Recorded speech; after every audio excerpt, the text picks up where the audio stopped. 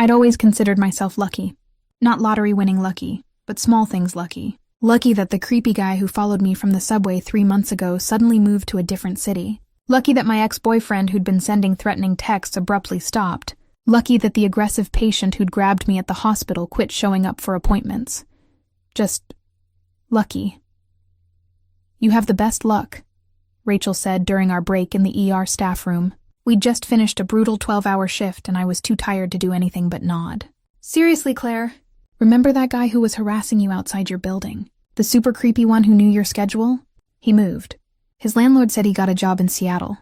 Overnight? Without packing? That's not moving, that's fleeing." She studied me over her coffee. "Don't you think it's weird? Every time someone bothers you, they just disappear? I prefer to think the universe is looking out for me." "The universe or someone else?" She waggled her eyebrows. "Maybe you have a secret admirer, a guardian angel type. I work in an emergency room and live in a 4th-floor walk-up in Brooklyn. If I have a guardian angel, they have terrible taste in assignments." But her words stuck with me as I walked home that morning. It was true.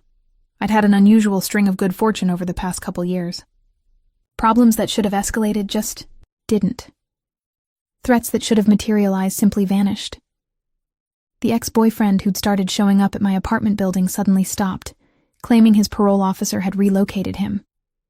The coworker who'd been making inappropriate comments got transferred to a different hospital. Even the guy who'd tried to mug me in the subway had apparently been arrested the same night for an unrelated crime. Lucky.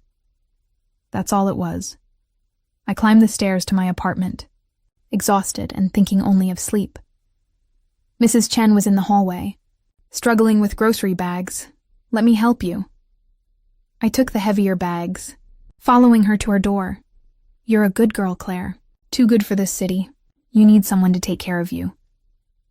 "I take care of myself just fine." "Mrs. Chen." Maybe. Or maybe someone already taking care of you, and you just don't notice. She patted my hand cryptically before disappearing into her apartment. Inside my own apartment, I showered, ate cereal for dinner that was actually breakfast, and collapsed into bed. My phone buzzed, a text from an unknown number. "Sleep well." "You're safe." I stared at it, my heart racing. Wrong number? Prank? I deleted it and tried to forget about it. But 3 nights later, after another exhausting shift, there was another text from a different unknown number. "The man who followed you home last week won't bother you again." This time, I didn't delete it. I screenshot it, showed Rachel the next day. "That's creepy as hell," she said immediately. "Claire, you need to report this." "Report what?" "Someone telling me I'm safe? There's nothing threatening here. Someone is watching you closely enough to know when men follow you home.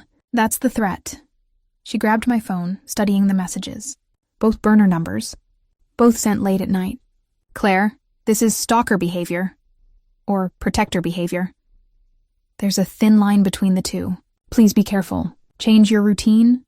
Tell your building super. Maybe stay with me for a few days." I promised I would consider it, but I didn't really think I was in danger. The texts, while odd, didn't feel threatening. They felt protective. Like someone was watching over me, not watching me. Still, I started paying more attention, noticing things I'd previously overlooked, like the man across the street who always seemed to be there when I left for work. Different men, actually, rotating, but always someone. Always watching, or the way problems in my life resolved themselves with suspicious efficiency. The landlord who'd been threatening eviction suddenly became accommodating. The insurance company that denied my claim mysteriously reversed their decision. Small things, but mounting up. Someone was interfering in my life. The question was why? A week later, I was leaving the hospital after another night shift when I noticed him. Tall, dark-haired, expensive coat, standing by a black car across the street. Just standing there, watching the hospital entrance. Watching me. When our eyes met, he didn't look away.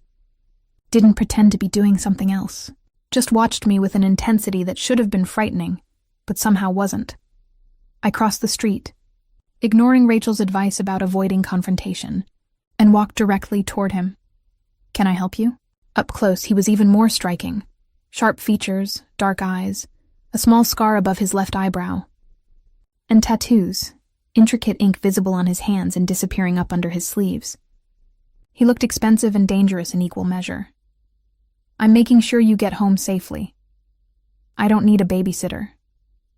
Clearly you do, since you just crossed the street to confront a strange man you suspected of following you. Not exactly cautious behavior, Claire. How do you know my name? I know a lot about you. Your work schedule, your route home, your preference for the corner bodega over the closer convenience store. I know you usually work 3 12-hour shifts a week, that you're saving for a better apartment, and that you have terrible taste in coffee, but excellent instincts about people. He spoke calmly, like this was a normal conversation. I'm Luca, and I've been protecting you for 2 years. My heart hammered. You're the one sending the texts, among other things. The ex-boyfriend who was harassing you? I convinced him moving to another state was in his best interest. The patient who grabbed you? I ensured he found a different hospital. The man who followed you home last month? He won't be following anyone anymore. What does that mean? Won't be following anyone? It means he's alive but relocated, with strong motivation to stay far away from you. Luca's expression didn't change. I don't kill unnecessarily, Claire. I just remove threats, efficiently. I should run, should scream, should do anything except stand here having a calm conversation with a man who'd just admitted to stalking me for 2 years. Why? Why would you do this? Because 2 years ago I saw you at the hospital. My nephew was brought in after an accident, and you were his nurse. You stayed with him, talked to him, kept him calm while we waited for surgery. You didn't know who he was, didn't know his family, you just cared. Like he mattered. And I thought, here's someone good, someone rare, someone who should be protected. So you've been stalking me for 2 years because I was nice to your nephew? I've been protecting you because you're the kind of person who makes the world better just by existing. And people like you need someone watching their back in a city like this. He straightened from the car. I'm not asking for anything, Claire. I'm just telling you the truth because you've started noticing. And I'd rather you know I'm here than spend energy being paranoid about unknown threats. This is insane. You're insane, possibly, but you're safe. You've been safe for 2 years because I've made sure of it. And you'll continue to be safe because I'm not stopping. He opened the car door. Vincent will drive you home. He's been your usual tale. You've probably seen him around your neighborhood. A second man appeared from the driver's side. Shorter, stocky, with kind eyes that didn't match his intimidating build. Vincent. Meet Claire. Claire, Vincent. He's been making sure no one bothers you on your walks home. Consider him your new official escort. I don't want an escort. I want you to stop following me. I can't do that. But I can be more visible about it, so you feel safer knowing who's watching. Luca met my eyes directly. Go home, Claire. Sleep. Think about this. And when you're ready to discuss it rationally, you know where to find me. I don't know where to find you. Yes, you do. I'm wherever you are. I'll be outside your building tonight. I'll be at the hospital tomorrow when you work. I'll be everywhere you go because that's how I keep you safe. He gestured to Vincent. Please get in the car. You're exhausted, and I don't trust you to stay alert on the subway right now. I should refuse. Should walk away. Should call the police and report this completely unhinged stalker. Instead, I got in the car. Vincent drove in silence while I processed everything. Luca had been watching me for 2 years. Eliminating threats, keeping me safe without me knowing. It was the creepiest thing I'd ever heard. It was also, I realized with disturbing clarity, the reason I'd felt so unusually safe lately, the reason my luck had been so good. Because someone had been manipulating events, removing dangers, protecting me from the shadows. He's not a bad man, Vincent said quietly as we pulled up to my building. What he does, the protecting, it's genuine. He doesn't do this for other people. Just you. That doesn't make it less creepy. No. But it makes it real. He cares about you, Miss Bennett. In his own complicated way. I went upstairs, locked every lock, and stood at my window. Sure enough, there was Luca's car across the street. Just sitting there, watching, my phone buzzed. New text from an unknown number. I know this is overwhelming. Take your time processing. But Claire, you're not in danger from me. You're protected by me. There's a difference. I should block the number. Should call the police. Should do something other than stand here staring at that car and feeling strangely, impossibly safe. Instead, I texted back, "How long are you planning to do this?" His response was immediate. as long as you need protection, which, given the world we live in, is probably forever. That's insane. That's commitment. There's a difference. I turned away from the window and tried to sleep, but every time I closed my eyes, I saw Luca's face. The intensity in his expression, the absolute certainty when he'd said, "I've been protecting you." No one had ever protected me before. I'd always been the protector, the nurse, the caretaker, the one who helped others. Having someone reverse that role was disorienting and terrifying, and maybe, just a little bit, exactly what I needed. For 3 days, I tried to pretend everything was normal. I went to work, came home, lived my life, but I was hyper-aware now, noticing Vincent across the street when I left my building, seeing Luca's car at the hospital parking lot when my shift ended, understanding that my luck had been orchestrated protection. "You're distracted," Rachel observed during a lull in the ER. "And you keep looking out the window. What's going on? Remember when you said I might have a guardian angel? You were right, except he's less angel and more stalker with good intentions." I told her everything, about Luca, the 2 years of protection, the eliminated threats. She listened with growing alarm. "Claire, this is textbook stalker behavior. Obsessive surveillance, eliminating perceived threats, controlling your environment. But he hasn't actually controlled me. He's just removed dangers I didn't know existed. That you didn't know existed because he decided they were dangers. Claire, he's making unilateral decisions about your safety without your input. That's controlling. I know. I know it's wrong and creepy and I should report him. But Rachel..." I stopped, trying to articulate the confusing truth. "I feel safer than I have in years, knowing someone's watching out for me. Even if the method is insane, it's comforting somehow. That's Stockholm Syndrome talking. Maybe.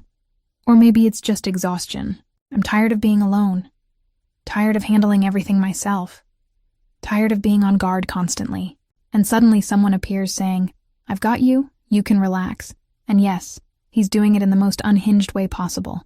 But the core sentiment is exactly what you've been needing." I know. But Claire, needing protection and accepting stalking aren't the same thing. She was right. I knew she was right. But when I left the hospital that night and saw Vincent waiting by his car, I didn't feel threatened. I felt expected, anticipated, cared for. "Miss Bennett, can I drive you home?" "I can take the subway." "You can. But it's late. You're exhausted, and Mr. Moretti would prefer knowing you arrived safely." Vincent's voice was gentle, respectful. "Please, it would ease his mind." "Where is he?" "Luca, I mean. I haven't seen him since..." "He's giving you space, trying not to overwhelm you. But he's still watching, still making sure you're safe. He's just being less visible about it." I got in the car. During the drive, I asked questions. "How long have you worked for him?" 12 years. Since I got out of prison. Mr. Moretti gave me a job when no one else would, told me everyone deserves a second chance." "He's a good man, Miss Bennett. Complicated but good. He eliminates people who threaten me." "How is that good?" "He relocates people who threaten you. There's a difference. In 2 years, he's never killed anyone on your behalf. Just encourage them strongly to redirect their attention elsewhere." Vincent glanced at me in the rearview mirror. "The ex-boyfriend who was harassing you?" Mr. Moretti paid for his cross-country move, gave him a job opportunity in Seattle, and explained very clearly that returning to New York would be unwise. "That man is alive, employed, and building a better life, just far away from you. And the patient who grabbed me? Given a referral to a different hospital, a voucher for therapy, and a conversation about appropriate behavior. He's getting help. Away from you. Luca didn't hurt any of them. He scared some of them. Made very clear the consequences of continued harassment. But hurt? No, Mr. Moretti doesn't believe in unnecessary violence. He believes in strategic solutions." We pulled up to my building. "He's not a monster, Miss Bennett. He's just someone who cares about you enough to be proactive about your safety." After Vincent left, I stood at my window looking out at the street. No car tonight. No visible Luca. Just the normal Brooklyn night. I hated how much I missed seeing him there. The next day, I did something probably stupid. I Googled him, Luca Moretti. Multiple results, mostly business-related. Owner of several restaurants and import businesses. Philanthropist, donated to hospitals and youth programs. A few society page photos from charity events. Always alone, always serious, impossibly handsome in a tuxedo. And then, buried deeper, the other articles. Suspected organized crime connections, never charged, never convicted, but his name appeared adjacent to investigations. Federal interest in his import businesses. Whispers about territory management and security services. He wasn't just protective. He was dangerous, connected, powerful enough to make people disappear, even if just to other cities, without consequences. I should be terrified. Instead, I was curious. That evening, I made a decision. Instead of going straight home after my shift, I walked to the address listed for his primary restaurant. Moretti's in a trendy part of Brooklyn I rarely visited. Upscale, beautiful, clearly successful. I walked in, and the hostess greeted me warmly. "Do you have a reservation?" "No, I'm actually looking for Luca Moretti. Is he here?" Her expression shifted, surprise, then assessment. "May I ask who's inquiring?" "Claire Bennett. He knows me." She made a quick phone call, speaking in low Italian. Then, "Please, come with me." She led me through the restaurant. Gorgeous, warm lighting, the smell of garlic and wine, to a private office in the back. She knocked, opened the door, and there was Luca. Behind a desk covered in paperwork, looking every bit the successful businessman except for the gun I could see in the open drawer beside him. "Claire." He stood immediately, surprise and concern crossing his face. "Is something wrong? Are you all right?" "I'm fine. I wanted to talk to you. Without Vincent as intermediary, without text messages, face to face." "Of course." He gestured to a chair across from his desk, then closed the drawer concealing the gun. "Can I get you something? Water, wine, food? The kitchen will make anything you want." "I'm fine. I have questions. Ask anything. I'll answer honestly. Why me? Vincent said you don't do this for other people. So why me specifically? What made you decide I was worth 2 years of surveillance?" He was quiet for a moment, choosing words carefully. 2 years ago, my nephew Marco was in a car accident. Bad one. He was 17, terrified, in pain. I was in the waiting room, completely helpless while he was in surgery. And you weren't even his assigned nurse, but you stayed with him. Held his hand, talked to him, kept him grounded. You treated him like he mattered, like he was your only patient, even though the ER was chaotic that night. I remember. Sweet kid, broken leg and ribs, kept asking if his uncle would be mad about the car. I wasn't mad. I was grateful he survived. And I was struck by you. By how genuinely you cared about a patient you just met. How you prioritized his comfort over efficiency. You stayed 45 minutes past your shift end just to make sure he was settled before leaving. That's my job. That's exceptional. Most people do the minimum. You did more because you're someone who cares deeply and authentically. And I thought, people like this are rare. They deserve protection. So I started watching, making sure you were safe. And the more I watched, the more I saw how little protection you had. You worked nights, walked alone, lived in a building with minimal security. You were vulnerable, Claire, and no one was watching out for you. So I did, for 2 years, without telling me. Would you have accepted my protection if I'd asked? A stranger approaching you saying, "I think you're special, let me hire security for you." You'd have refused. Probably gotten a restraining order. So I protected you quietly from a distance, until you started noticing. And then I figured the truth was better than letting you think you had some unknown stalker. You are an unknown stalker. I'm a known stalker now. Completely different. His smile was slight but genuine. Claire, I understand this is overwhelming. I understand it's not normal. But I'm not going to stop protecting you just because you know about it now. I can't. You've become too important. I'm not important. I'm just a nurse who was nice to your nephew. You're someone who makes the world measurably better. Someone who deserves to feel safe. And I have the resources to ensure that safety. Why wouldn't I use them? He leaned forward. I'm not asking for a relationship. I'm not asking for access to your life. I'm just asking you to accept that you're protected. That someone's watching your back. Can you do that? I studied him. This complicated, dangerous man who'd been silently safeguarding me for 2 years. Who'd eliminated threats without violence. Who'd stayed invisible until I noticed. Who looked at me now with something like reverence. What if I asked you to stop? To leave me alone? Let me live my life without surveillance? Then I'd try. I'd probably fail because my protective instincts don't have an off switch. But I'd try to respect your wishes. Your autonomy matters more than my need to keep you safe. He paused. But Claire, I'd ask you to consider, is being watched really such a bad thing if it means you're safer? If it means threats are eliminated before they become dangerous? It's creepy. It's vigilant. There's a difference. You sound like Vincent. Vincent's wise. You should listen to him. Luca stood, moving around the desk. Let me show you something. He led me out of the office, through the kitchen where staff greeted him respectfully, and up a back staircase to what appeared to be an apartment above the restaurant. Comfortable, lived in, with floor-to-ceiling windows overlooking the street. This is where I live. And this, he gestured to a wall of monitors showing various security feeds, is how I keep track of potential threats. I recognize some of the feeds. My building entrance, the hospital parking lot, the bodega I frequented. You have cameras everywhere? I have eyes on places you frequent. So if something seems off, I can respond quickly. He pointed to one screen.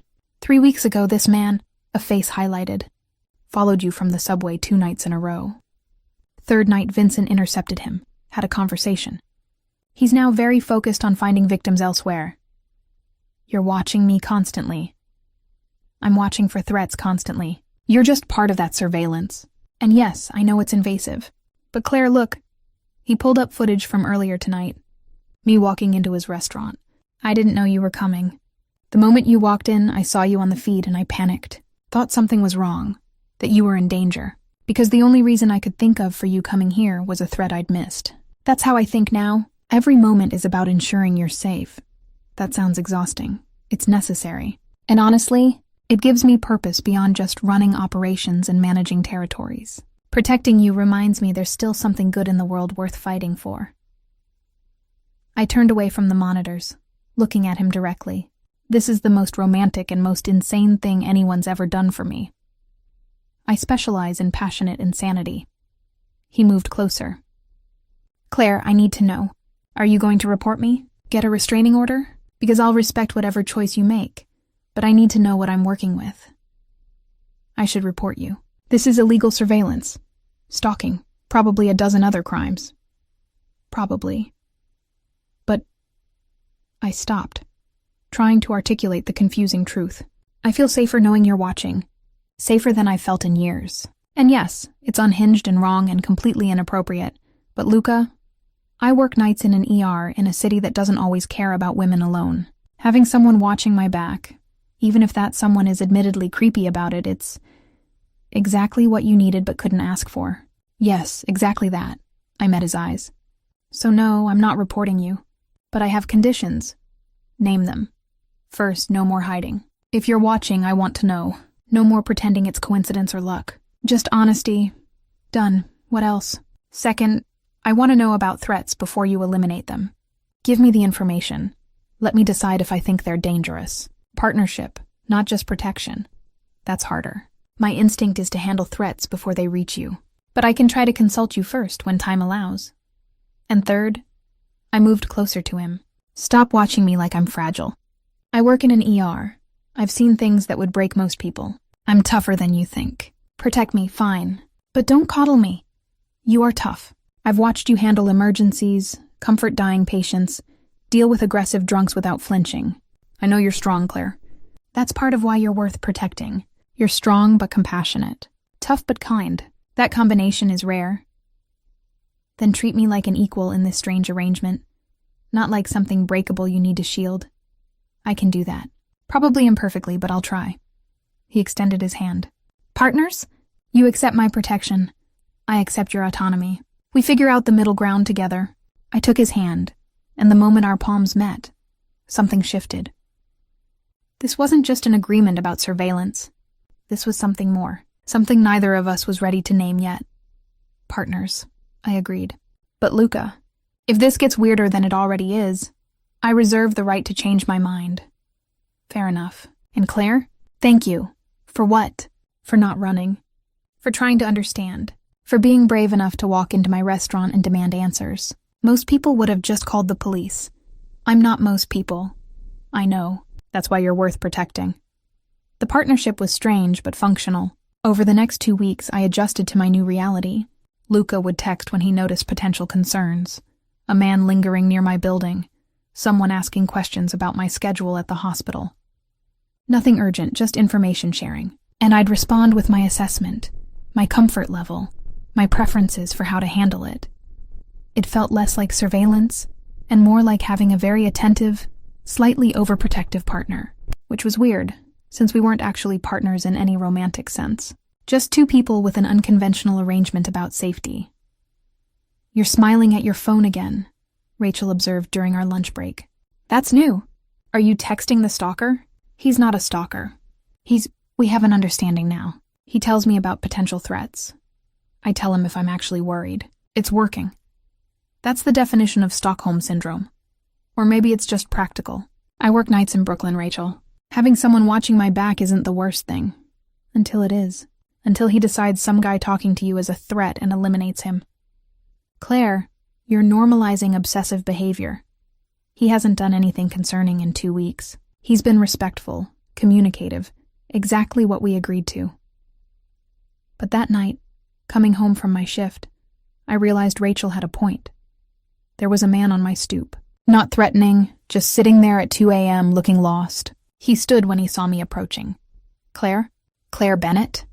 I stopped several feet away, suddenly very aware that Vincent was in a car across the street. "Do I know you?" "I'm Eric. We dated briefly 5 years ago. I don't know if you remember." "I remember. You moved to Boston for a job. What are you doing here?" "I'm back in New York. I've been thinking about you, wanted to reconnect, see if maybe we could try again." He moved closer, and I saw Vincent get out of his car. "I know this is random, showing up like this, but I couldn't find your number and I remembered where you lived and... Eric, you can't just show up at someone's apartment at 2 a.m. That's not appropriate." I know. But I've been thinking about you for years, regretting how I left things. I just wanted to see you, talk to you." Vincent reached us, positioning himself between Eric and me. "The lady asked you to leave. Time to go. Who the hell are you? Her bodyguard?" Eric tried to look around Vincent. "Claire, can we talk? Without this guy?" Before I could respond, another car pulled up. Luca got out, and his expression was cold in a way I'd never seen. "Mr. Thompson."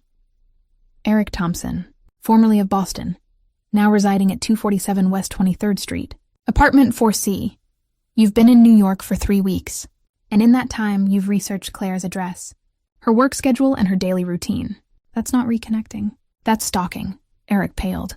"I just wanted to talk to her." "How do you know? Who are you?" "I'm someone who takes Claire's safety very seriously, and you showing up at her home at 2 a.m. after weeks of surveillance suggests you're a threat." Luca's voice was calm, but absolutely dangerous. "So here's what's going to happen. You're going to leave. Now. And you're going to forget Claire exists. Because if you contact her again, show up here again, or even think about her too hard, I'll make sure you regret it. Understood? You can't threaten me. I'll call the police. Please do. Explain to them why you're at a woman's apartment at 2 a.m. after tracking her movements for 3 weeks. See how that goes." Luca moved closer, and Eric actually stepped back. "Leave. Now." Eric looked at me, then at Luca and Vincent, and apparently decided discretion was smarter than argument. He left, practically running down the street. "Are you all right?" Luca turned to me, his expression softening immediately. "I'm fine." "But Luca, that was excessive. Eric's harmless. We dated years ago. He just wanted to talk. He's been watching you for 3 weeks, Claire. Learning your patterns, figuring out when you'd be vulnerable. That's not harmless. That's predatory behavior disguised as romantic interest." "How do you know he's been watching for 3 weeks?" "Because I've been watching him watch you. I flagged him as a potential threat the first time he lingered outside your building. Then I researched him. Found he'd moved back to New York specifically after finding you on social media. He's been building up courage to approach you, and he chose 2 a.m. because he thought you'd be tired and off guard." Luca's jaw was tight. "That's not coincidence. That's strategy. Predatory strategy." I felt cold. "You really think he was dangerous?" "I think he was testing boundaries, seeing if you'd accept inappropriate behavior. And if you had, if you'd agreed to talk to him, invited him in, it would have escalated. Men who show up uninvited at 2 a.m. aren't looking for conversation, Claire. They're looking for vulnerability to exploit." Vincent nodded. "Mr. Moretti's right, Miss Bennett. I've seen that pattern before. Man researches a woman, learns her routine, approaches when she's tired and alone. It's textbook predatory behavior. I feel sick. You're safe. That's what matters. Luca guided me toward my building entrance, and Eric Thompson won't bother you again. I'll make sure of it. Luca, you can't threaten everyone who talks to me. I can threaten everyone who stalks you for 3 weeks and then ambushes you at 2 a.m. That's not talking, Claire. That's hunting. We reached my door and he stopped. I know you want to see the best in people. It's one of your best qualities, but sometimes people don't deserve that benefit of the doubt. Sometimes they're actually dangerous, and my job is to recognize the difference before you get hurt. After he left, I stood in my apartment trying to process. Had Eric really been stalking me? Or was Luca's protective paranoia seeing threats that weren't there? I pulled out my phone and searched Eric's social media. Sure enough, posts about moving back to New York, photos near my neighborhood, a check-in at the bodega I frequented. All in the past 3 weeks, Luca had been right. Eric hadn't just randomly decided to visit. He'd been planning this, researching me, building up to tonight's ambush. I texted Luca, "Thank you. I'm sorry I doubted you about Eric." His response came immediately. "Never apologize for wanting to believe the best about people. Just let me handle the paranoia about worst-case scenarios. That's what I'm here for. What will you do about him? Have a conversation. Make sure he understands boundaries. Nothing violent, just educational. He'll leave you alone. I promise, and if he doesn't, then I'll be more persuasive. But Claire, you won't have to worry about it. This is my job. Let me do it." 2 days later, I got a text from Eric's number. "I'm sorry about the other night. It was inappropriate and creepy. I'm moving back to Boston. Good luck with everything." Eric, he apologized. I told Luca when he called to check in. "And he's leaving New York. What did you say to him?" I explained that his behavior was unacceptable. Showed him evidence of his surveillance pattern. Made it clear that continuing to pursue you would have serious consequences. He chose the smart option. Apologize and leave. "You didn't hurt him?" "I didn't touch him. Just talked." Very clearly, there was a pause. "Claire, I need you to understand something. I don't enjoy scaring people. I don't get satisfaction from threatening men who bother you. But I do enjoy knowing you're safe, that you can go to work without worrying someone's tracking your movements. That's what matters to me. Your safety, your peace of mind. It matters to me too. And Luca, I'm starting to understand why you do this. The protection. It's not about control. It's about caring. It's absolutely about caring. I care that you exist in the world safely, that your kindness doesn't make you vulnerable, that the people who might exploit your compassion are stopped before they get the chance. That's actually beautiful, in a slightly terrifying way. I specialize in terrifying beauty. It's my brand." I laughed, and I could hear his smile through the phone. We'd shifted from wary partnership to something more comfortable. Almost friendship, though, with an undercurrent of something neither of us was ready to acknowledge. "I'm working tonight," I said. "Are you going to be at the hospital?" "Vincent will be there. I have business to handle. But Claire, if anything feels wrong, if you're uncomfortable for any reason, call me. Not Vincent, not 911, me. I'll come immediately." "You'd drop everything? For you?" "Without question. You're the priority, Claire. Always." After we hung up, I sat with those words. You're the priority. Always. No one had ever made me a priority before. I'd always been the caretaker, the helper, the person who prioritized others. Having someone reverse that dynamic was disorienting, and increasingly, undeniably exactly what I wanted. That night at the hospital was chaos. Multiple trauma cases, understaffed, everyone stretched thin. I was in the middle of treating a car accident victim when I heard shouting from the waiting room. A man, drunk and aggressive, demanding to see a specific nurse. Rachel. He'd been dating her. She'd ended things, and now he was here causing a scene. Security was tied up with another situation. The drunk man was getting louder, pushing past the reception desk, heading toward the treatment area. I stepped into his path. "Sir, you need to leave. This is a hospital, and you're disrupting patient care. Get out of my way. I'm here to see Rachel." "Rachel doesn't want to see you. You need to leave before security removes you." I said move. He shoved me and I stumbled back into a medication cart. Pain shot through my hip where I'd hit the metal edge. Before I could recover, the man was on the ground. Vincent had appeared from nowhere, restraining him with practiced efficiency while hospital security finally arrived. "Are you hurt, Miss Bennett?" Vincent's voice was calm despite having just tackled someone. "I'm fine. Just bruised. How are you here? You're supposed to be outside." Mr. Moretti had concerns about this individual. Asked me to stay close to the ER entrance tonight, just in case. Good thing I did. Security took the drunk man away. Rachel apologized profusely for her ex causing problems, and I tried to process that Luca had somehow known there might be an issue tonight. I texted him, "How did you know about Rachel's ex?" Saw police reports about domestic disturbance at Rachel's address. Checked the individual's social media. Lots of angry posts about the hospital. Figured he might show up tonight. Made sure Vincent was positioned to intervene if needed. "You're monitoring police reports now?" "I'm monitoring anything that might affect your workplace safety." "Is that too much?" I thought about it. About the bruise forming on my hip. About how much worse it could have been if Vincent hadn't intervened. About Rachel's terrified face when her ex had started shouting. "It's not too much. It's exactly right. Thank you for keeping me safe. Again, always. Claire. Always." That night, lying in bed with ice on my bruised hip, I admitted something to myself I'd been avoiding for 2 weeks. I was falling for Luca Moretti. The man who watched over me, who saw threats before I did, who protected me without asking for anything in return. It was insane. He was a criminal who'd been stalking me. I should be terrified, should be planning my escape. Instead, I was planning how to see him again. How to turn this strange protection arrangement into something more. How to be brave enough to admit that his obsessive vigilance made me feel more cared for than any normal relationship ever. Had dangerous. Definitely dangerous. But maybe the best. Kind. The day after the hospital incident, Luca showed up at my apartment with groceries and a first aid kit. "You said you were just bruised." "Let me see." "Luca, I'm a nurse. I can handle a bruise. Humor me. I need to see that you're actually okay." His expression was concerned, almost vulnerable. "Please, Claire."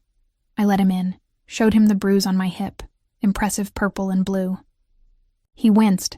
That should have been me. I should have been there, not just Vincent. Vincent handled it perfectly. And you can't be everywhere, Luca. Even you have limits.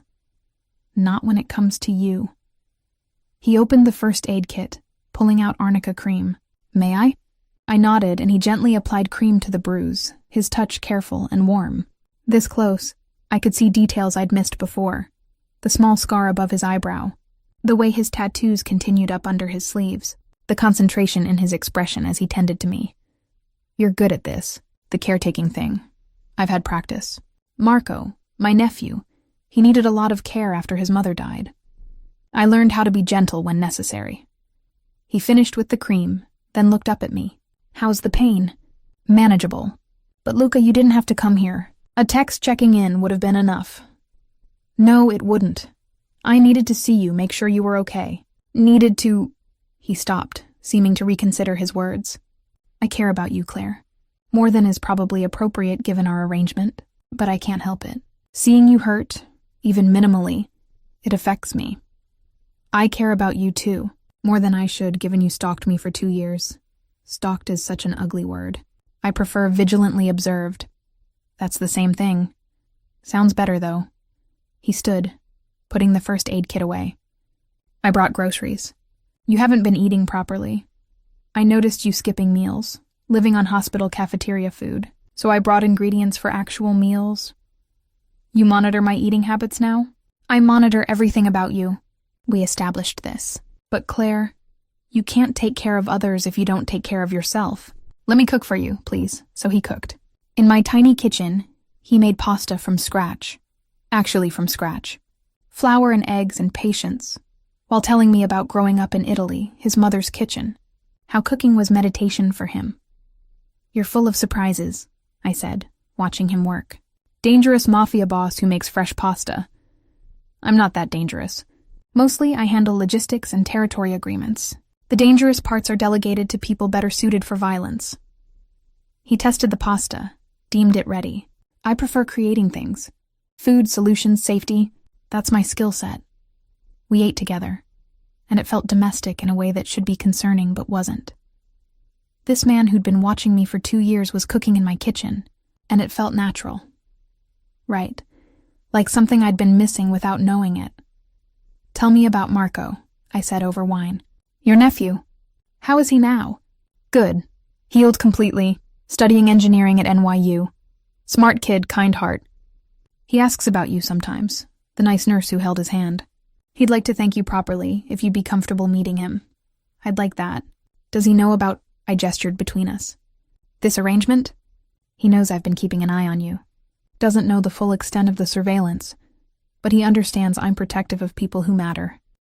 He approves, actually. Says anyone who made that much impression on me must be special. Am I special? Or am I just a project? Claire, you were never a project. You are someone who deserved better than what life was giving you. Someone who needed protection and didn't have it. I saw that and I couldn't not help. That's not a project. That's responding to someone exceptional with the care they deserve. That's the most romantic thing anyone's ever said while admitting to stalking. I have other romantic things to say. If you're ready to hear them, try me."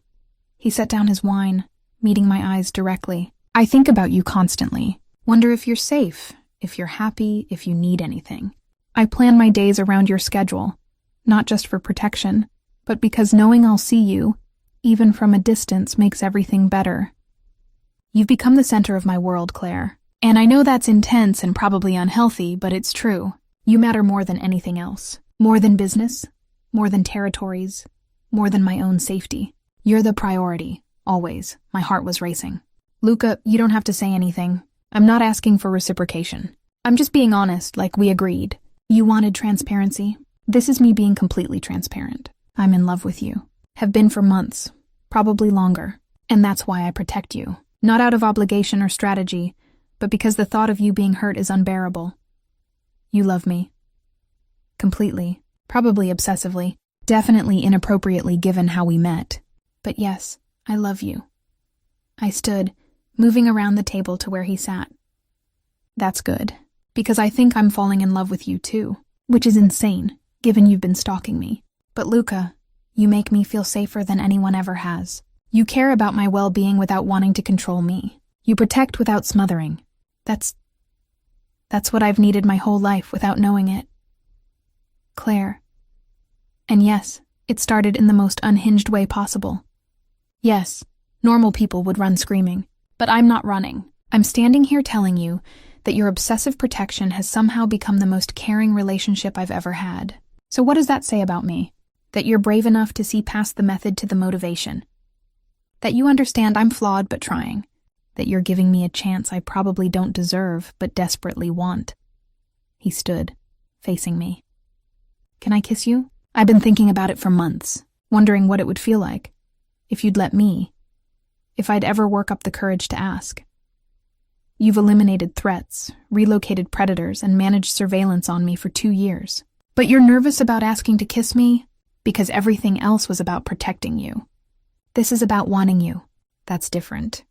More vulnerable. What if you say no? What if I've misread everything and you're just tolerating my protection, not actually interested in me?" I answered by kissing him first. His surprise lasted half a second before he responded, pulling me closer, his hands careful on my waist like I was something precious. The kiss was gentle at first, testing, then deeper as we both stopped overthinking and just felt. When we broke apart, both breathing hard, he rested his forehead against mine. I've been imagining that for so long. Reality is better, much better. Though, Luca, we should probably talk about what this means, for us, for the arrangement, for everything. It means I'm going to keep protecting you, but now I get to kiss you too. Seems like a significant upgrade from our previous agreement. He smiled, and I realized I'd never seen him fully relaxed before. "Claire, I want this, want you. Want to build something real beyond just protection. Can we try that?" "Yes, but slowly. I'm still adjusting to having a boyfriend who monitors police reports for threats." Boyfriend. I like that word. Official, respectable, less creepy than the man who's been stalking you for 2 years. Significantly less creepy. We'll use boyfriend from now on. Over the next few weeks, we built something that resembled a normal relationship. Dinners at his restaurant, walks through Brooklyn with Vincent discreetly following, movie nights at my apartment or his. He still monitored threats, still kept me safe, But now he also held my hand, kissed me goodnight, texted throughout the day with normal couple things instead of just security updates.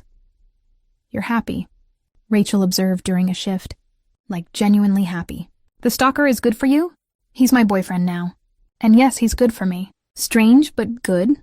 I can't believe I'm saying this, but I approve. After he had Vincent save me from Derek, I'm Team Luca. Anyone who protects my best friend that thoroughly deserves a chance."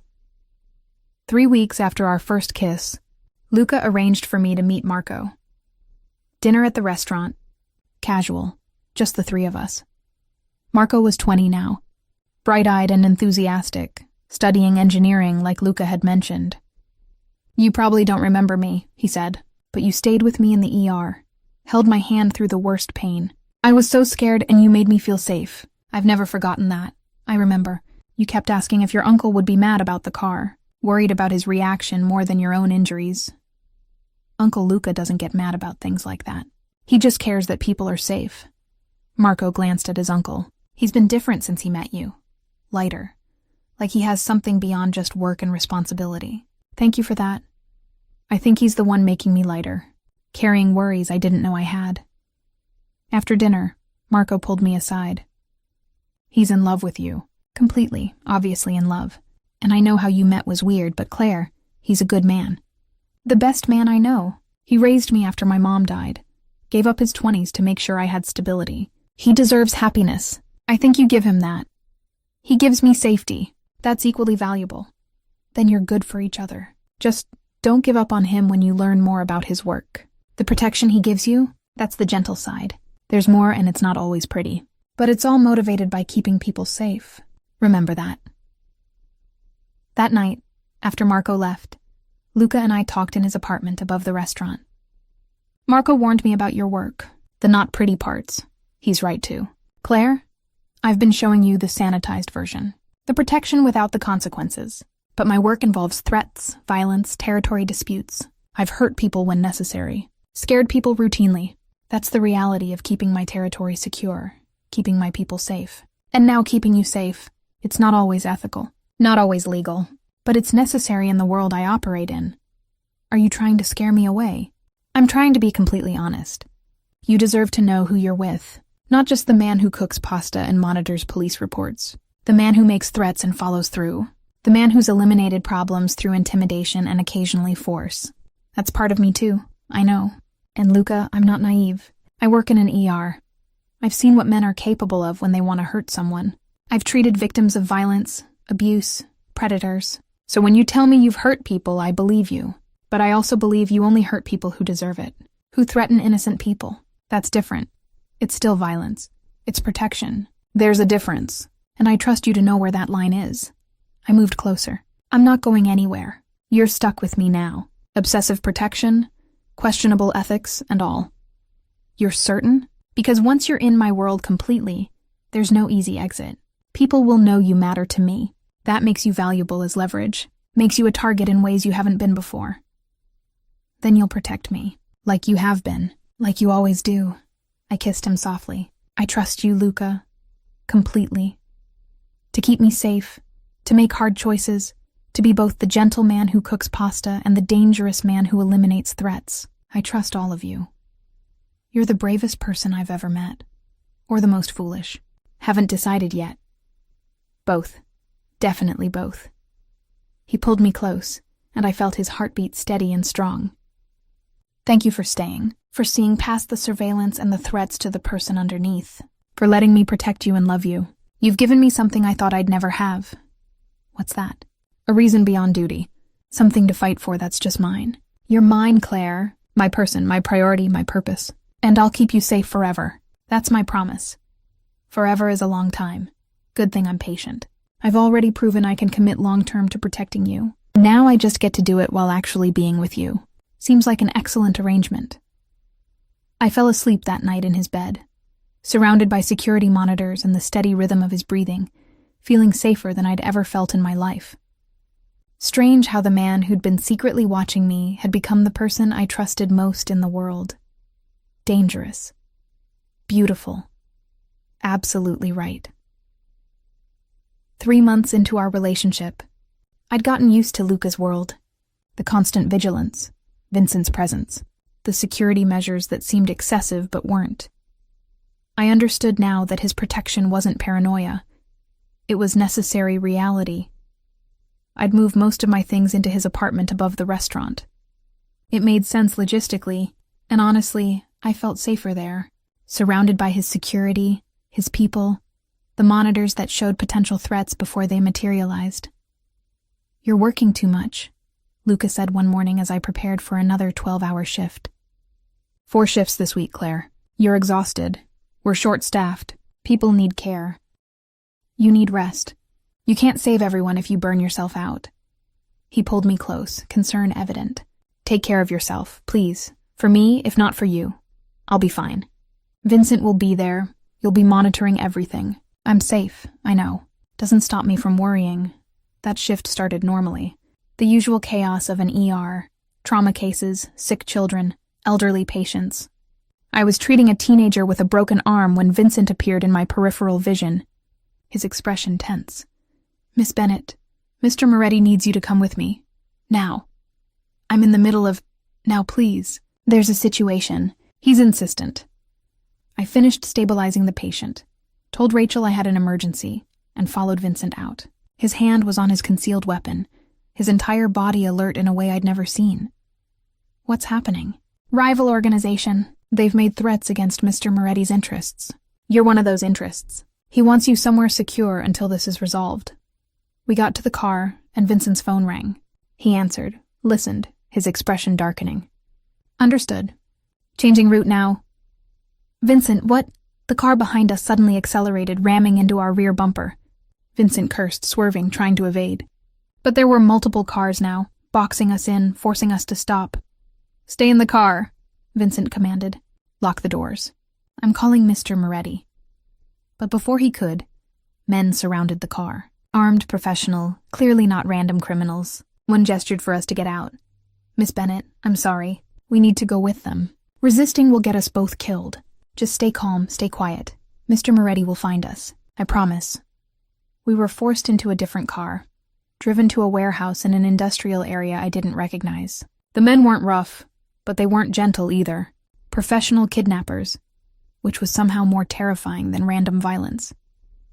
Inside the warehouse, I was separated from Vincent and brought to a small office where a man in an expensive suit waited. Miss Bennett. I apologize for the dramatics. My name is Salvatore Russo. I'm a business associate of Mr. Moretti's. Well, competitor would be more accurate. You kidnapped me to compete with him? I took you to get his attention. Mr. Moretti has been expanding his territory into areas I consider mine. I've tried diplomatic approaches. He's refused to negotiate. So I'm using leverage. I'm just his girlfriend. That's not much leverage. You're the woman he's been obsessively protecting for years. The woman he reorganized his entire security apparatus around. Trust me, Miss Bennett, you're significant leverage. And when he arrives to negotiate your release, and he will arrive, probably violently, we'll have a conversation about territory boundaries. He'll kill you for this. He'll try. But I have 40 men here, Miss Bennett. Even someone as formidable as Luca Moretti can't overcome those odds. He'll negotiate. He'll compromise. And you'll go home safely. That's the plan. I wanted to believe him. Wanted to think this was just business. That I'd be released unharmed once they had their conversation. But I'd seen enough in the ER to know that plans involving kidnapping rarely ended well. 2 hours later, the warehouse exploded into chaos. Not literally exploded, but close. Gunfire, shouting, Salvatore's men scrambling, and then Luca was there, in the office, his gun drawn, his expression absolutely murderous. Claire, are you hurt? I'm fine. Luca, there are 40 men here. We're 40 men. Most are incapacitated now. The rest are reconsidering their life choices. He kept his gun trained on Salvatore while moving to me. Vincent? Alive. Injured but stable. Your people have him. Good. Luca's attention shifted to Salvatore. You made a mistake. A fatal one. Touching her was a line you shouldn't have crossed. Moretti, be reasonable. She's fine, unharmed. This was just business. You kidnapped the woman I love. That's not business. That's war. Luca's voice was ice cold. And you just lost. What happened next was fast. Luca's people flooded the warehouse, securing everyone, establishing control. Salvatore was removed, his organization dismantled in what seemed like minutes, but must have been longer. And through it all, Luca stayed with me, his hand on my shoulder, grounding me. I'm getting you out of here. My car is outside. Vincent is already at the hospital being treated. You need to be checked too. I'm fine, really. They didn't hurt me. They terrified you. That's harm enough. He guided me out of the warehouse, past unconscious or restrained men, into a car where another of his people waited. Take us to the private medical facility, now. During the drive, Luca held me, his entire body tense. I'm sorry. This should never have happened. My security should have been tighter. Should have anticipated Russo making moves. Claire, I'm so sorry. It's not your fault. You can't predict everything. I should have. That's my job. Keeping you safe. And I failed. You were taken, threatened, used as leverage. That's on me. At the medical facility, a private clinic clearly connected to his organization, doctors checked me over. No physical injuries, just shock and adrenaline. They offered sedatives, but I refused. I needed to stay present, process what happened. Luca sat with me the entire time, holding my hand, his expression guilty and devastated. Vincent? I asked. Gunshot to the shoulder. He'll recover fully. Already asking about you, feeling guilty he couldn't protect you better. Luca's jaw was tight. Everyone failed you today. Me most of all. No one failed me. I'm safe. I'm here. That's what matters. You were taken, kidnapped, used as leverage against me. Claire, that's exactly what I've been trying to prevent for 2 years. And it happened anyway because I wasn't thorough enough, wasn't protective enough. Luca, stop. You can't prevent everything. You're not God. You're just a man trying to keep me safe in a dangerous world. Today that world caught up to us. But I'm okay. We're okay, are we? Because you just saw what my world really looks like. Violence, kidnapping, men with guns. That's my reality, Claire. And now it's yours too. Are you sure you want this? Want me? I studied him, this man who'd torn apart a warehouse to save me, who looked devastated by my brief captivity, who'd been protecting me for years with every resource he had. I want you. All of you. The protection, the danger, the violence when necessary. I'm not naive anymore, Luca. I know what being with you means, and I'm choosing it anyway. Choosing you. Even after today? Especially after today. You came for me, brought your entire organization to get me back. Luca, I've never had someone fight for me like that. Never had someone care enough to wage war over my safety. That's not something I'm walking away from. You should. You should run far away from me in this life. Find someone normal, someone safe, someone who doesn't come with 40 armed enemies and constant danger. I don't want normal. I want you. Complicated, dangerous, obsessively protective you. I took his face in my hands. I love you. Nothing that happened today changes that.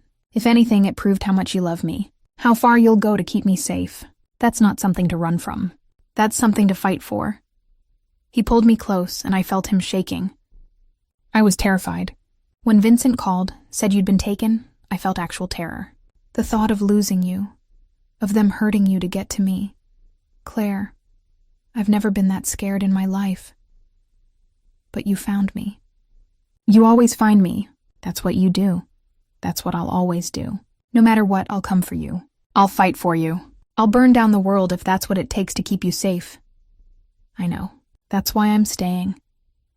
That night, back at his apartment, the reality of what happened hit me. The fear I'd suppressed, the understanding of how close I'd come to real danger, the knowledge that being with Luca meant this could happen again. I had a panic attack in his bathroom, crying and shaking, unable to catch my breath. Luca found me, held me through it, talked me through the breathing exercises until I could function again. This is normal, he said gently. Delayed reaction to trauma. Let it out, Claire. Don't suppress it. I was so scared. I pretended I wasn't, acted calm. But Luca, I was terrified. What if you hadn't found me? What if they'd decided I wasn't valuable enough to keep alive? Then I would have burned down every building in this city until I found you. There was never a scenario where I didn't get you back. Never. He rocked me gently. And this won't happen again. Russo's organization is dismantled. His territory absorbed by allies. He's in custody facing federal charges completely unrelated to you. Money laundering, tax evasion. He'll be imprisoned for years. You're safe now. Safer than before because everyone saw what happens when someone touches you. What did happen? In the warehouse before you got to me? My people secured the perimeter, neutralized Russo's men, non-lethally when possible, though some required more. Persuasive methods. No one died, Claire. But yes, there was violence. Necessary violence to get you back. Are you okay with that? I'm okay with you doing whatever it takes to protect people. Including me. Especially me. I wipe my eyes. Is this what it's always going to be like? Threats, danger, constant vigilance? I hope not. I'm working toward complete legitimacy, remember? 5 years, maybe less. But until then, yes, there will be threats. People testing boundaries. Competitors making moves. And you're my biggest vulnerability now. Everyone knows that, so security will be tighter. Precautions more extensive. I need you to be okay with that. I am.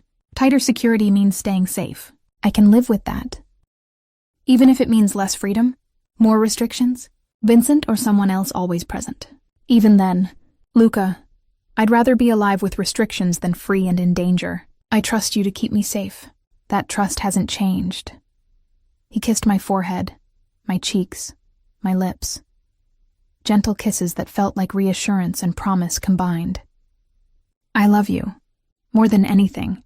You're my whole world, Claire, and I'll do whatever it takes to keep you in it. Safe and happy. I love you too. And Luca, thank you for coming for me, for fighting for me, for proving that I matter enough to wage war over. You'll always matter that much. Always be worth fighting for. That's my promise, from now until forever. You're protected, loved, safe, no matter what it costs me. We stayed like that for hours, holding each other, processing the trauma, rebuilding the sense of safety that had been shattered. And slowly, I felt it returning. The certainty that with Luca, I was protected. That his obsessive vigilance wasn't just talk, but absolute commitment. Dangerous? Yes, but also the safest I'd ever been. Because he loved me enough to tear apart the world to keep me secure. And I loved him enough to let him. 1 year later. Woke up to Luca's arm around me and the familiar glow of security monitors in the corner of our bedroom. A year ago, those monitors would have terrified me. Now they were just part of our life. Constant vigilance that kept us safe. The kidnapping had changed things. Security was tighter. Vincent plus 2 others now rotated as my protection detail. And Luca had accelerated his timeline for going completely legitimate. 6 months ago, he'd sold off the last of his gray area operations. Now he ran restaurants, real estate investments, and a private security company. All legal, all clean. You're thinking too loud, Luca murmured against my neck. It's 6 a.m. on your day off. Stop thinking. I'm thinking about how different life is now. How normal this feels. Normal? We have 3 security personnel on rotation, monitors showing 6 different angles of the building, and I still check police reports every morning for potential threats. That's not normal. It's our normal, and I love it. Love you. Love this life we've built. He rolled to face me, and I saw the softness in his expression that had taken months to fully emerge. I love you too. More every day, which I didn't think was possible. You've made the past year, despite the trauma, the adjustments, all the complications, the best year of my life. Even with me critiquing your overprotective tendencies? Especially then. You keep me balanced. Remind me there's a line between protection and suffocation. I need that. Need you. We got up, made coffee together in the kitchen, a ritual we'd developed over months of living together. Luca cooked breakfast while I caught up on messages from Rachel, who was planning her wedding and asking my opinion on venues. Rachel wants us to come to her engagement party next week. Vincent and Marco will come as guests. Low-key security, nothing obvious. I want you to enjoy yourself without feeling monitored. Luca plated eggs and toast. Though I'm still monitoring, just subtly, I know, and I appreciate it. The subtle part especially. After breakfast, he said he had errands to run. Vincent will stay with you. I'll be back this afternoon. Need anything? Just you back safely. Always. He kissed me thoroughly. I love you, Claire. Remember that. It was a strange thing to emphasize, but I didn't question it. Luca had his moments of extra sentimentality. Usually when he was feeling particularly protective or grateful, I'd stayed despite everything. That afternoon, Vincent drove me to a park in Brooklyn, one of the few places Luca had deemed safe enough for me to visit semi-regularly. As we walked, Vincent's phone rang. He answered, listened, then handed it to me. "Mr. Moretti wants to speak with you." "Claire, there's someone at the park entrance. Tall man, dark coat, looking for you. Can you see him?" I turned, and there was Luca, standing by the entrance exactly as he'd described. "I can see you. You're right there. Good. Come meet me. There's something I want to show you." I walked over, confused. "You said you had errands." "What's going on?" I lied. "I was preparing something." "Come with me?" He led me deeper into the park to a secluded spot overlooking the water.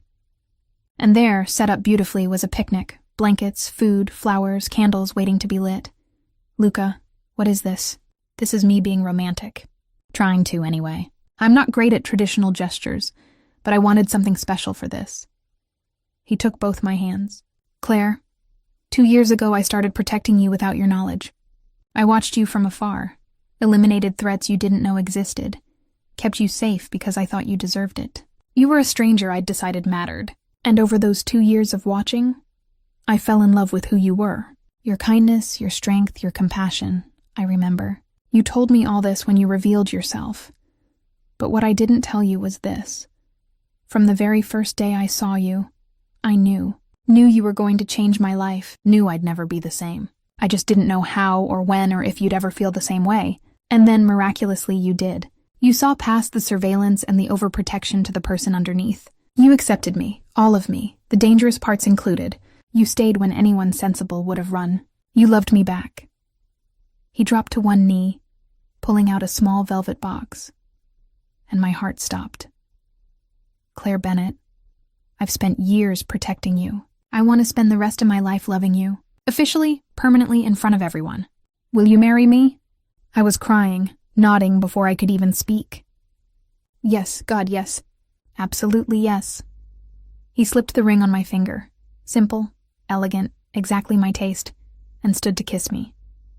The kiss was deep, full of promise and relief and absolute joy. "You said yes," he murmured against my lips. "Did you think I'd say no?"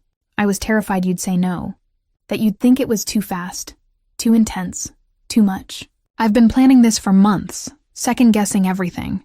"You? Second-guessing?" "The man who orchestrated 2 years of surveillance without hesitation. Loving you is more terrifying than any operation I've ever run. The stakes are higher. You're the most important thing in my world, Claire. If you'd said no, I don't know what I would have done."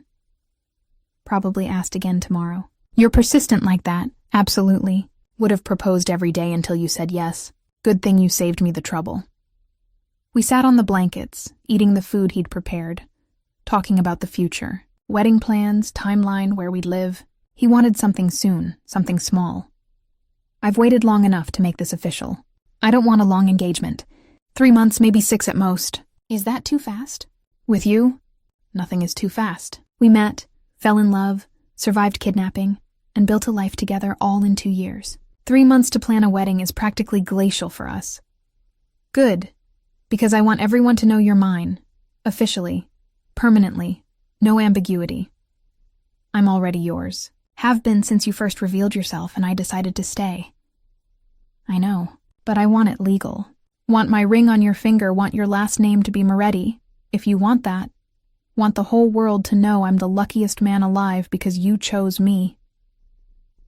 "Moretti." I tested the name. "Claire Moretti, I like it. Though professionally I might keep Bennett. Easier for the hospital. Whatever you want. You can be Claire Moretti at home and Claire Bennett at work. I just want you to be mine in every way that matters." 6 months later. The wedding was small, intimate, held at Luca's restaurant with 50 people. Close friends, family, his key people who'd helped protect me over the years. Vincent was best man, Rachel my maid of honor. Marco gave a speech about how love can start in the most unexpected ways and grow into something beautiful. My uncle has been protecting Claire since before she knew he existed, Marco said during the reception. Most people would call that stalking, but I've seen what it really was. A man recognizing someone exceptional and doing everything in his power to keep that light in the world. That's not obsession. That's love at first sight, acted upon with characteristic Moretti intensity. And Claire, you've transformed him. Made him softer without making him weaker. Given him something beyond duty to fight for. Thank you for seeing past the surveillance to the heart underneath. During our first dance, Luca held me close and whispered, "Thank you for saying yes, for staying, for loving me despite, or maybe because of, my obsessive protection. Thank you for watching over me, for seeing me when I felt invisible, for protecting me even when I didn't know I needed it. You've given me something I didn't know was possible, feeling truly safe and truly loved at the same time. You'll always have both. That's my wedding vow, beyond what we said at the altar, safety and love for the rest of our lives. You're protected, cherished, and absolutely mine. And you're absolutely mine too. Protector, husband, love of my life, all mine." 2 years after the wedding life had settled into a rhythm, Luca ran his legitimate businesses. I worked at the hospital with lighter shifts now that we were planning for a family. Vincent had retired from active security to manage Luca's security company. The apartment above the restaurant had become our home, filled with photos and memories and the comfortable clutter of shared life. "You're thinking again," Luca said from his office where he was reviewing contracts. I can hear it from here. I walked in, leaning against his desk. "I'm thinking about how 4 years ago you were secretly watching me. And now we're married, planning for children, living a completely legal life. That's a significant transformation. All thanks to you. You gave me a reason to go legitimate, to build something permanent and clean, something our future children can be proud of." He pulled me into his lap. "Claire Moretti, you've completely transformed my life. Made me better, happier, more human. You were always human, just very intense human. Intense is one word for it. Obsessive is more accurate." He kissed my neck. "But my obsession with your safety, your happiness, your well-being, that's never going away. I'll be monitoring threats when we're 90. Hope you're okay with that. I'm more than okay with it. Your protection is what made me feel safe enough to love you in the first place. Why would I want you to stop now? Some people would call it unhealthy. The level of surveillance, the constant vigilance. Some people haven't been protected the way you protect me, haven't felt what it's like to be someone's absolute priority. I'll take your obsessive protection over anyone else's casual attention." My phone rang. Rachel, excited about her new pregnancy. We talked for 20 minutes about baby preparations, doctor recommendations, all the things that came with building a family. After I hung up, Luca was studying me with an expression I'd learned to read over 4 years together. "You want that. The pregnancy, the baby, all of it. I do. Is that okay? Are we ready?" "We're ready. I'm ready.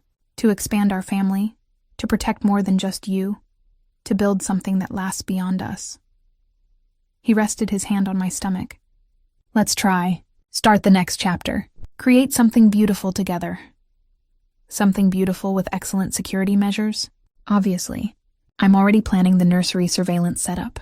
Child-appropriate, non-invasive, but thorough. Can't have any gaps in protection. You're going to be an incredibly overprotective father. I'm going to be the father who makes sure our children are safe, loved, and know they're the most important things in the world. Just like their mother." He kissed me softly. "Thank you, Claire, for taking a chance on a man who stalked you, for seeing past the surveillance to the love underneath, for building this life with me. You're the best thing that ever happened to me. You're the best thing that ever happened to me, too. My protector, my partner, my love, the man who watched over me before I knew I needed it. The man who taught me that being protected isn't weakness, it's love." Epilogue. 5 years after meeting he found the old security footage by accident. Luca kept it backed up, organized meticulously like everything else in his life. 2 years of surveillance before he revealed himself. Thousands of hours of him watching me, protecting me, falling in love from a distance. I clicked on one file at random. The coffee shop 4 years ago. Me sitting at my usual table, completely absorbed in reviewing photos on my camera. And in the background, barely visible, Luca, watching me with an expression of such intense focus, such careful attention. "You found the archives," Luca said from the doorway. "I should have told you those existed. How long did you watch me before introducing yourself?" "Too long. 2 years of surveillance before I worked up courage to manufacture that first coincidence. 2 years of learning everything about you, eliminating threats, keeping you safe from shadows. I was obsessed, Claire. Completely, unhealthily obsessed. You were in love. There's a difference. The line between those two things was very thin, maybe non-existent. He sat beside me watching the old footage. I'm not proud of how this started. The surveillance, the stalking. Because that's what it was, let's be honest. But I can't regret it either, because it led to us, to this life, to everything we've built. I don't regret it either. Yes, it was unorthodox and slightly unhinged, but Luca, you gave me something no one else ever had. Absolute security. The knowledge that someone was watching out for me, keeping me safe, prioritizing my well-being above everything. That's a gift, even if it came wrapped in surveillance footage and eliminated threats. Most people would call it a crime. Most people haven't been loved the way you love me, intensely, protectively, completely. I'll take your obsessive devotion over anyone else's casual interest. On the monitor, past Luca continued watching past me, his expression soft with something like reverence. And I understood. He'd been falling in love the entire time. Every day of surveillance, every threat eliminated, every moment of watching was him choosing me. Protecting me, loving me from a distance until he could do it openly. Thank you, I said quietly, for watching over me, for keeping me safe all that time, for being brave enough to reveal yourself, for loving me enough to spend 2 years protecting someone who didn't even know you existed. I'd do it all again. Every day of surveillance, every threat eliminated, every moment of waiting, because it led here, to you as my wife, to our life together, to knowing that you're safe and loved, and mine. That's worth any amount of waiting. Our daughter cried from the nursery. Perfect timing, pulling us from reflection to reality. Luca went to get her while I closed the surveillance files, saving them not to dwell on but to remember. To have evidence of how we began, unusual and intense and absolutely right for us. This was love. Not the traditional kind found in meet-cutes and casual dating, but the kind found in obsessive protection, patient devotion, and someone caring enough to watch over you before you even knew you needed it. Dangerous? Maybe perfect? Absolutely. And I wouldn't change a single surveillance-filled moment of how we found each other. Because sometimes the best love stories start with someone watching from the shadows. Someone caring enough to eliminate threats you don't see coming. Someone loving you secretly, protectively, completely, until you're ready to love them back. Luca had been my guardian angel for 2 years before becoming my husband.